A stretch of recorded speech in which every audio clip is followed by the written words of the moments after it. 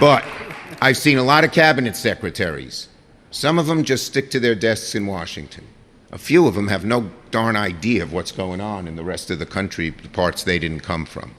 It's rare, though, you get a cabinet secretary who knows the subject, transportation, community development, who knows the people. He was mayor, he knows what it's like, and who has the drive, the intelligence, the strength, the fortitude, and the honor and decency, not just to be a cabinet secretary, but his mission is to get a whole lot done. Today is just one example of the many things that Secretary Buttigieg has done and will do for New York and for Western New York. I don't think we could have a better, I talk to him at least once a week. If we don't talk once a week, something's the matter.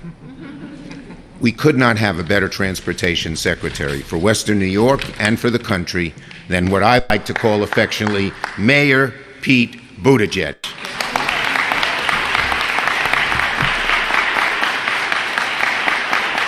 Oh, there we go. This guy's great. This guy is great.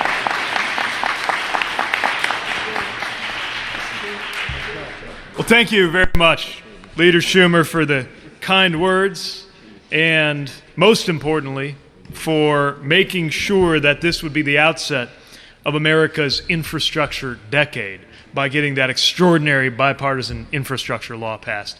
We would not be here. I just want to be sure everybody understands. It's been said, but it bears repeating.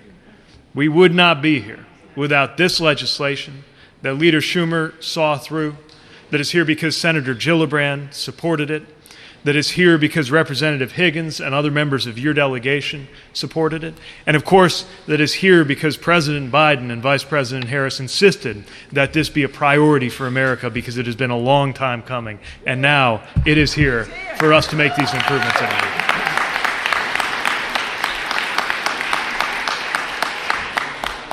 I'm so appreciative to Governor Hochul and her New York DOT. The commissioner is here, just saw her, there you are, who are undertaking this extraordinary work, who understand the importance of infrastructure, and that there's a lot more to it than simply repeating the patterns that we inherited.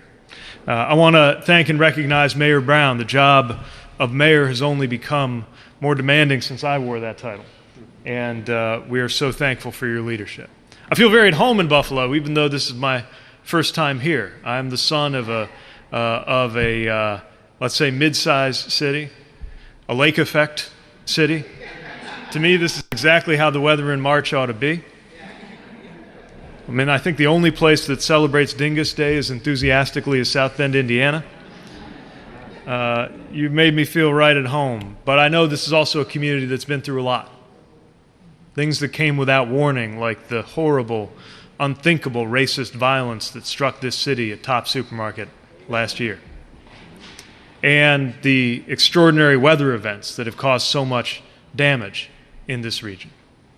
And then there are the problems that played out not overnight, but in slow motion, like the effect of that Kensington Expressway that was put in without voice or view from the local community. That is why we're here. And so it's fitting that we're here with the members of the local community who actually made this all possible.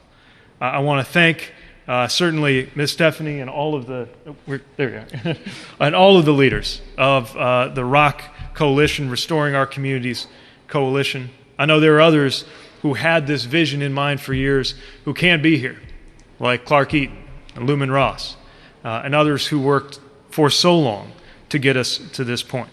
And I know so many residents of Hamlin Park are seeing at last what it means when you are regarded by an administration and leadership at every level, state, local, and federal, that understands the meaning of your work. You never gave up.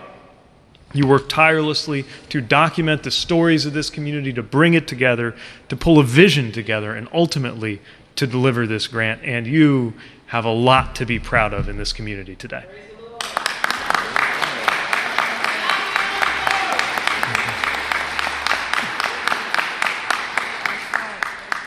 You know, in the 2 years since I've been sworn in this job, I've seen and we've supported wonderful examples of how infrastructure can connect, can transform communities for the better. And our national transportation system, from the interstate highways to the rail networks, are a marvel, some of the greatest achievements in the history of this country. But we've also seen, and I've seen firsthand, how pieces of infrastructure that ought to be connecting wind up doing the opposite. Hamlin Park in the 1950s looked very different from how it looks today.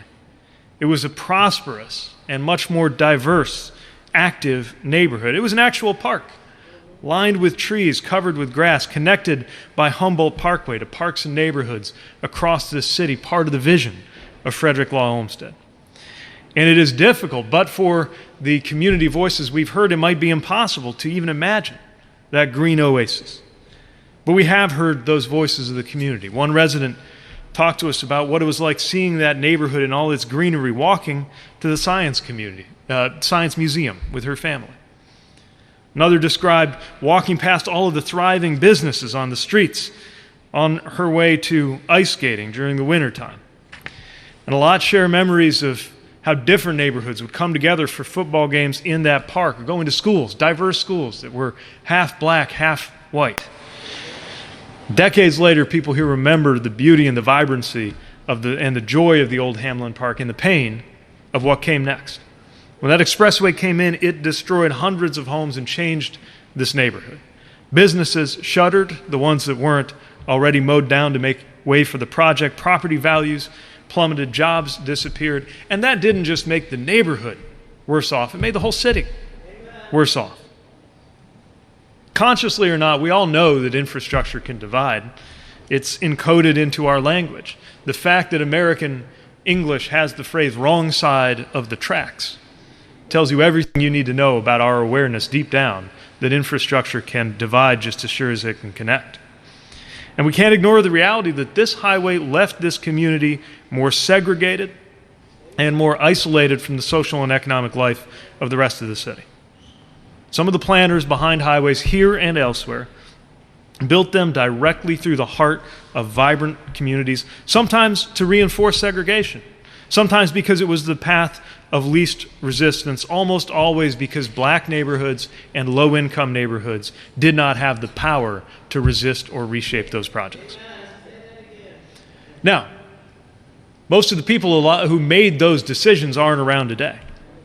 No one here today is responsible for creating that situation in the first place, but all of us are responsible for what we do in our time to repair it, and that is why we're here today.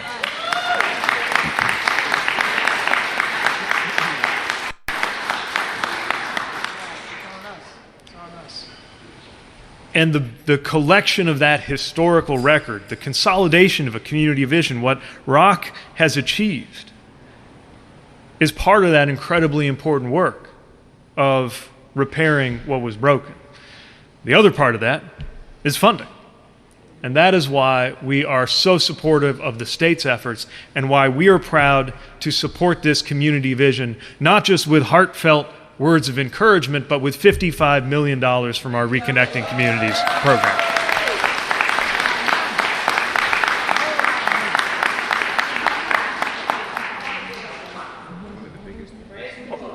Alongside significant funding from the state, that's going to help fund an effort to cap the Kensington Expressway, effectively moving it underground and build new crossings and park space on top of it, reconnecting Hamlin Park to the rest of East Buffalo. It'll make it safer to cross the street so kids and families can play outside more. It'll reduce pollution from the highway so that fewer children in this area have the health effects of breathing that air.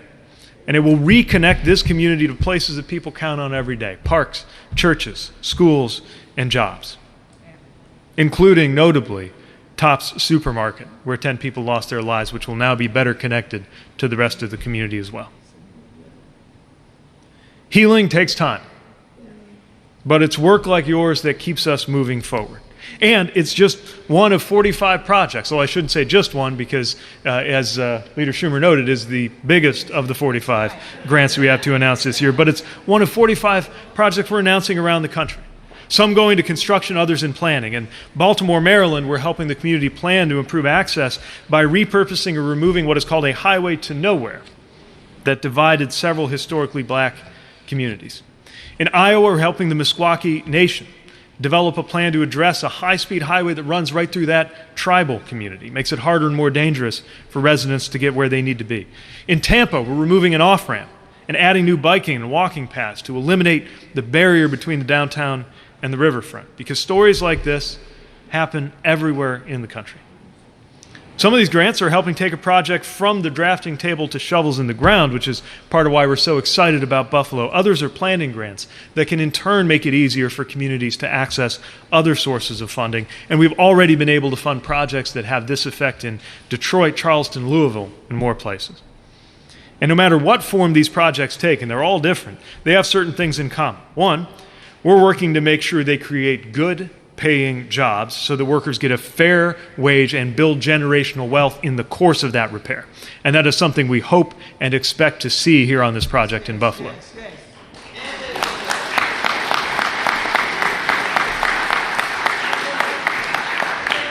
And yes, that means making sure that a fair share of those contracts go to workers and businesses who actually reflect the community where the projects are happening, so that they benefit from the work and not just the finished product. And maybe most importantly, we look for projects like this one where the community has been leading the way, because this is about empowering communities to define their own future. That's what we see here. And that's why I think a lot of these projects enjoy bipartisan support. We got letters from leaders on both sides of the aisle, people who aren't always on the same side of all the issues, but came together to try to get this funding together. I know we'll hear from a vocal few who would turn this common sense project into yet another front in some kind of culture war, who would call this wokeism. I call this good transportation policy that gets people where they need to be.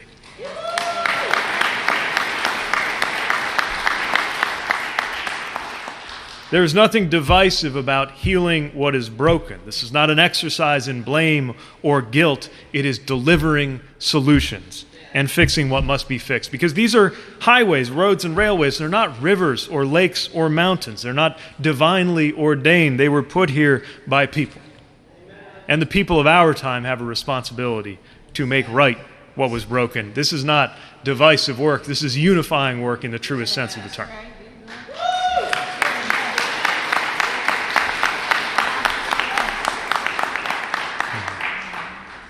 Just want to end with a note of recognizing the young people who are here, students from the school who are nearby, because I need you to understand that so much depends on your success. And this is about your success. This is making sure that the streets that you will walk on and drive on and open businesses on and commute on and celebrate life on will be better than the ones that you inherited.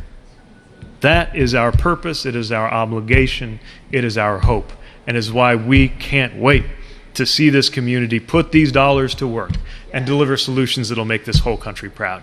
Thank you again. Congratulations to this community. You got a lot to be proud of. Great job. Thank you so much.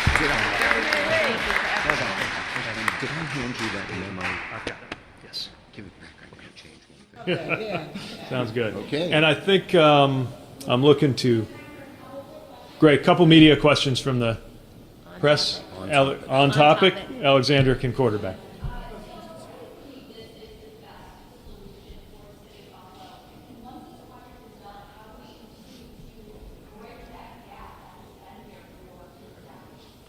Well, just as this problem played out over years, we know that it's taken years to get to this point, but now we need to see this through.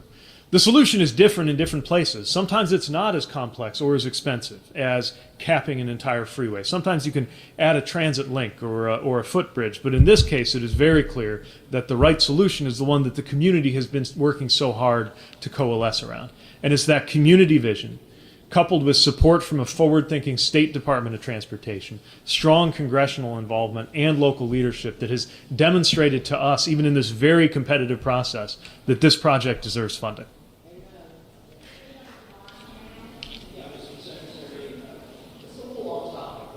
He always does. Only on topics.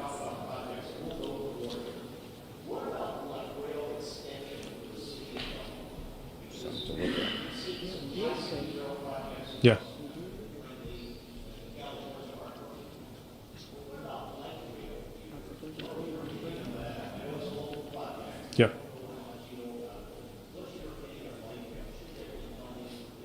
Well, without having all the details on the proposed project, what I'll say is that we are enthusiastic about passenger rail and transit. It's why that bipartisan infrastructure law included the strongest federal funding for transit in U.S. history and the most for passenger rail since Amtrak was created in the first place. Between the Fed-State partnership, our FTA programs, and the Corridor Identification Program, we do have means now for communities and states to come to us, share their vision, and look at expansions of what is possible, as well as improvements to frequency and reliability on the routes that we already have. And there's no doubt that we will be receiving, I think, compelling visions and big ideas from around New York State. There's $38 billion for rail in the Northeast. $38 billion, that's a lot of money. We're going to fight for it. All right. Okay. Councilor?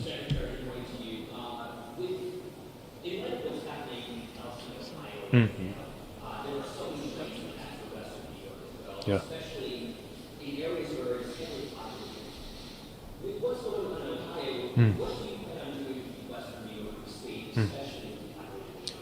Now, I think every community that lives along a rail line looked at what happened to the people of East Palestine and said, are we safe? Are we going to be protected?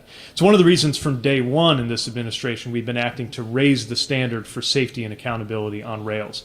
That's included moving forward on a rule about the crew requirements for who can be on board. Believe it or not, the railroad industry lobby's been pushing to be allowed to have just one person on a train that could be 3 or 4 miles long. We're moving in a different direction. It's why we've stepped up audits. We've had safety advisories around everything from the valve caps on these tank cars to the detection equipment along the side of the railway that can spot an issue before it happens. And it's one of the reasons we're working with partners in Congress on potential solutions there. And that's something that going into the future we think could also add to our toolkit, but we're not hesitating to use the toolkit that we have. Thank you. Look, the safety of our transportation systems, including our rail systems, has improved dramatically over recent years and decades, but we take none of that for granted, and any number of incidents more than 0 is too many. Thank you. Thanks very much. Thank you. Great job,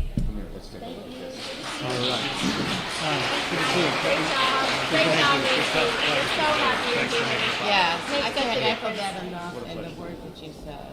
Appreciate that. And also, we didn't get a chance with the roundtable, but Black businesses and developing generational wealth through businesses is so important also. It's important to us So too. We see labor a is big important. opportunity. Yeah. So I hope No, both on the building trade Yeah. side and then on the business ownership Yeah, side. yeah, And a yeah. lot of it's working with the contract, prime contract. Yeah. There are rules where it's on the road. Yeah, yeah. And I'll just say, as you know, with racism and things like that, that's been a barrier. And I was even with the stadium